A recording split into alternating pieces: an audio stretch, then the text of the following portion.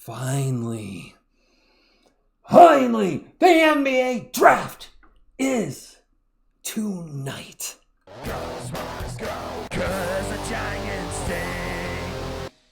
What is up, San Antonio Spurs fans? Welcome to TSR Sports. We're finally here. The draft is tonight. We got some late-breaking rumors from Spurs Talk that I absolutely wanted to share with you guys and go over. So let's just get right into it. He updated his draft board and changed some things. And we got maybe some insight, some rumors. Take all rumors with a grain of salt, but I thought there's some interesting things here. I'm talking a mile a minute. Let's go. Zachary Sachet.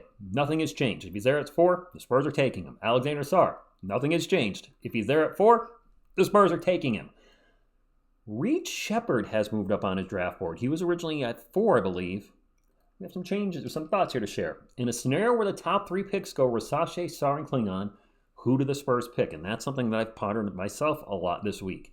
Up until yesterday, he thought it'd be Stephon Castle. But after hearing some whispers from around the Spurs organization in the last 24 hours, he now thinks it'll be Reed Sheppard. The elite shooting he'd bring to the table would be too difficult to ignore. How do y'all feel about that? We take Sheppard at 4? Good? Not good? And a lot of you wanted Stephon Castle. Actually, we did a poll, and the majority, I think half, said Stephon Castle. So what's going on with Castle? I found this to be interesting, which is why I want to cover this with you. The silence. Hello, darkness, my old friend. The silence surrounding Castle is unsettling. Ever since he worked out for the Spurs, no source has been willing to go on record to even hint at how he played. Did he do so well that the franchise wants him to fall to number 4 and instituted a gag order? Did he get embarrassed by Carter so badly that he got scratched from the big board? We just don't know. Castle is still in the mix from the outside looking in, but those question marks caused him to drop below Sheppard. So, Spurs fans, smokescreen? Did Castle impress him? Did he show him a better outside shot than he did in college? Did he show more improvement there already? And be like, you know what? We got to be on the down low here and make things people think we're not interested in Castle, but this is absolutely our guy at 4. But we got to make it like we're not interested at all. I'm excited. I'm sorry. I'm talking fast. I don't know what to make of this. Castle's a guy I wanted at 4.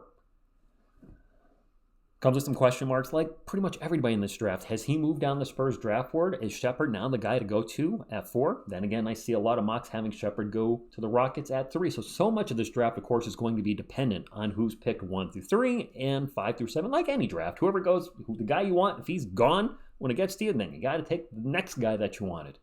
I'm so excited for tonight.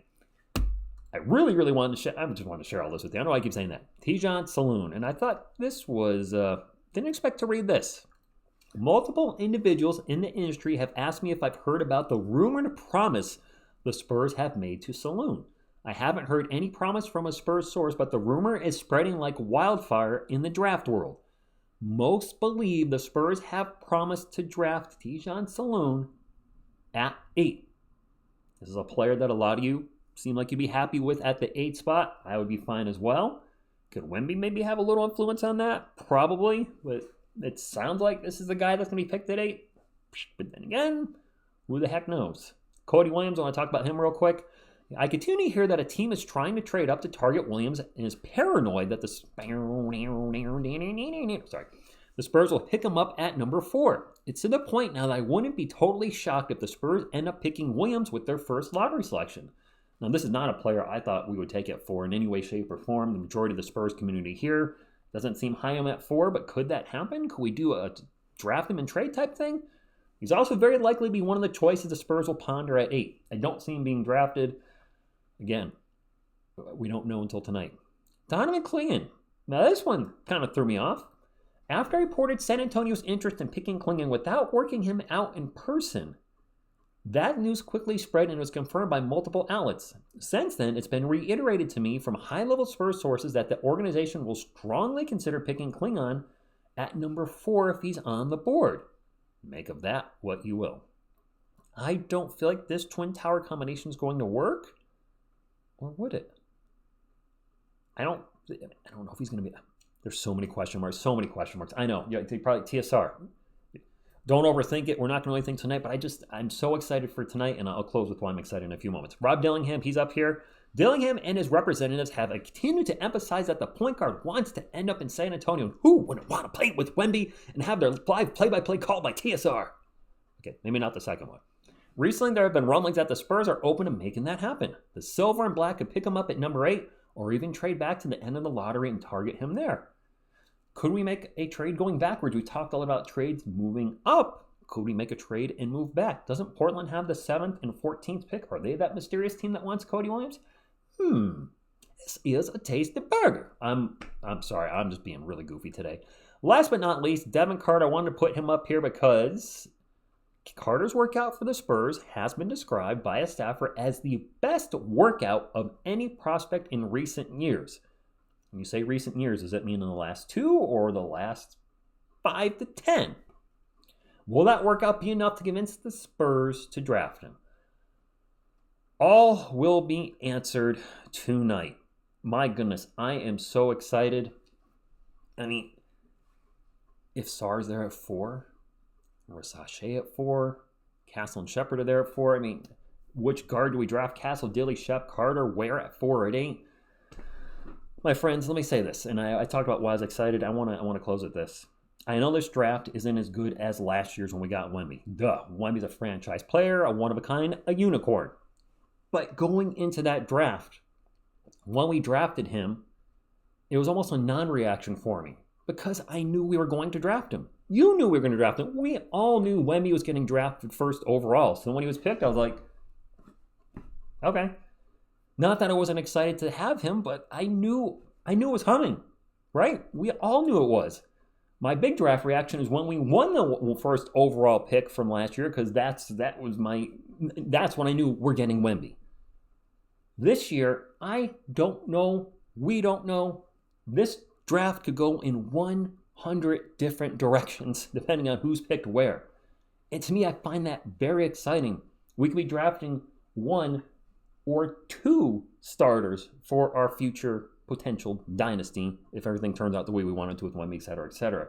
So that's got me more excited this year than last year. For me, the huge excitement was winning the lottery, getting the first overall pick, and then, after that, it was just stay the course. I'm going to be going nuts tonight. We'll be live at 8 o'clock on the channel, myself and Miss TSR making her on-screen debut. She is a UConn fan, so she's going to be heavily invested on where her guys go, specifically Stefan Castle and Don McClingon. So UConn fans will certainly be welcome to hang out. Of course, Spurs fans would love to hang out with you and just share this hopefully wonderful moment where we get the guys we want. Not just a guy, but generally speaking, everybody's pretty happy with their 2 picks. I know there's going to be folks out there that are going to want player A and player B is selected, and, it is what it is. I mean, I wanted Jalen Duren over Jeremy Sohan 2 years ago. Didn't work out that way. And now I'm rooting for Sohan. And same thing here. Whoever we pick, I'll root for them. I'll be like, all right, that's our guy. We've talked about this on the channel before. We just don't want to hear a name where we're like, huh? Who? I hate to say the name, but we're saying it in the community. We don't want to get primoed again. Not necessarily in regards to the misconduct stuff. I'm not talking about that. Of course, we don't want that to happen with any of our players. But just the in general, who do we just draft? I got to look him up. Was he a lottery pick and I missed that somewhere? So I don't see that happening again. And if it does, oh boy, there might be some rage here. So that's all I got, my friends. Drop a comment down below, your thoughts on this last minute news coming from Spurs Talk that I've covered with you. Do you hold any merit to Shepard over Castle? Do you think that's a smokescreen? Do you think Klingon's really in our radar at number 4? I don't know. That's all I got. Thank you for tuning in. Hit the thumbs up towards the channel and subscribe to become part of our awesome sports community. I thank you. I'll see you tonight. And as always, go Spurs go.